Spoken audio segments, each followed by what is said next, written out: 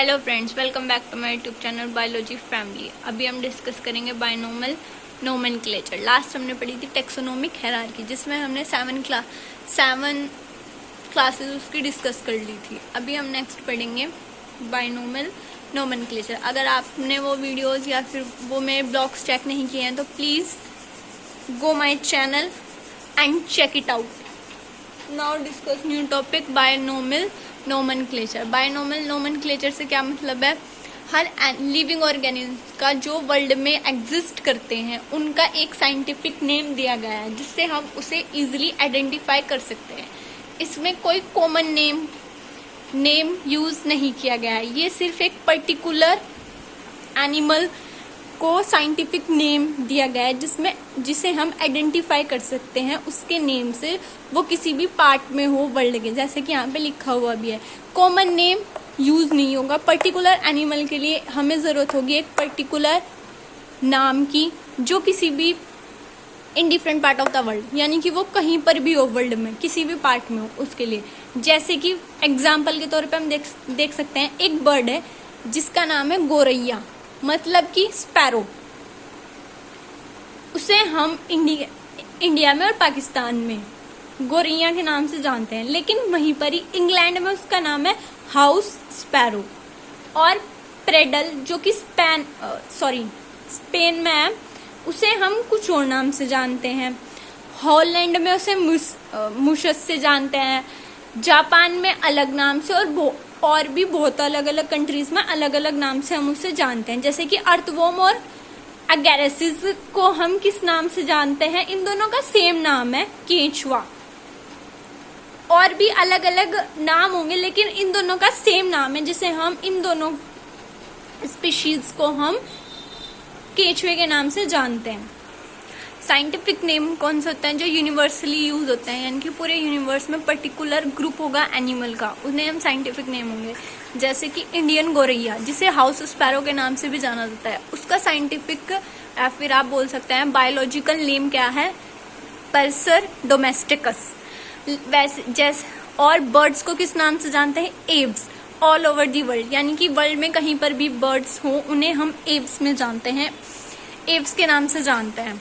फिर जैसे कि जो एनिमल्स स्क्रॉल करते हैं, जैसे कि लेजार्ड, टर्टल, स्नेक, टोर्टोइज, ये सब कौन से होते हैं? रेप्टाइल्स। इनके पास टेल होती है और ये क्रॉल करते हैं। इन्हें हमने रखा है रेप्टाइल फाइलम में। हमें बायनोमल नोमेनक्लेचर सबसे पहले किसने दिया था? कार्ल लुईस थे, जिन्होंने फर्स्ट हमें बायनोमल नोमेनक्लेचर दिया था। इन्होंने इसके लिए 2 वर्ड यूज किए थे, जीनस और स्पीशीज। इन्होंने बोला कि ये हम सिर्फ लैटिन वर्ड में ही यूज कर सकते हैं। इस सिस्टम को एक्सेप्ट किया गया और इस सिस्टम को तब रिजेक्ट नहीं एक्सेप्ट किया गया, और ये सिस्टम आज भी यूज टुडे, मतलब अभी तक ये यूज किया जा रहा है। इन्होंने एक बुक लिखी थी सिस्टमा नेचुरा, जो कि 10th एडिशन था लुईस का। उसमें इसे बिल्कुल क्लियरली समझाया गया है।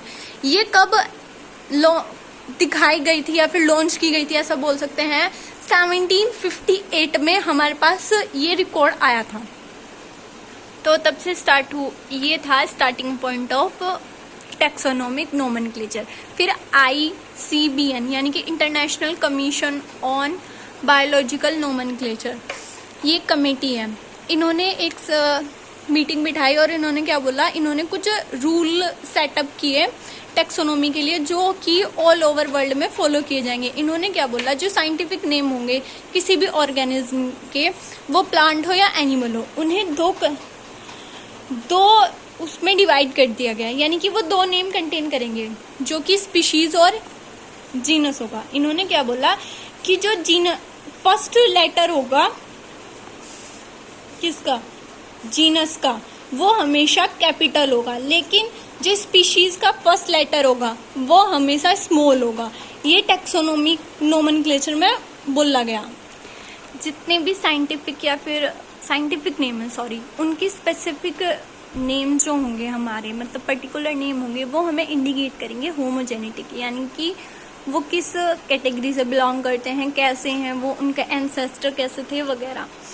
फिर इन्होंने बोला कि जो प्लांट और एनिमल है वो भी हम अलग अलग कैटेगरी में रखते हैं, लेकिन कुछ कैटेगरी उनमें सेम थी, तो कुछ कॉमन कैरेक्टर थे उनमें, वो हमें शो हुए क्लासिफिकेशन के टाइम पे। इन्होंने क्या बोला कि जो ये जेनिक नेम है, जो मतलब हम इंडिकेट कर रहे हैं, ये हमें एक रिलेशनशिप शो करा रहा है, मतलब कि ये एक हमें फंक्शन नहीं कह सकते, मतलब एक बॉन्ड शो करा रहा है, हाँ ऐसा बोल सकते हैं हम, कि जीनस और स्पीशीज के ना ये शो करा रहा है। तो इन्होंने क्या बोला कि एट दैट टाइम, तब से और अभी तक, टिल नाउ, इन्होंने क्या बोला कि जो जीनस है और स्पीशीज है वो हमेशा एक साथ लिखे जाएंगे, लेकिन जीनस का फर्स्ट लेटर क्या होगा, कैपिटल, और स्पीशीज का स्मॉल, और ये कैसे लिखे जाएंगे, हमेशा इटैलिक वे में लिखे जाएंगे। थैंक यू स्टूडेंट, तो आज के लिए बस इतना ही। आई होप आपको मेरा लेक्चर पसंद आया होगा। प्लीज़ कमेंट मी एक प्यारा सा कमेंट और एक प्यारा सा लाइक और एक सब्सक्राइब। Thank you student.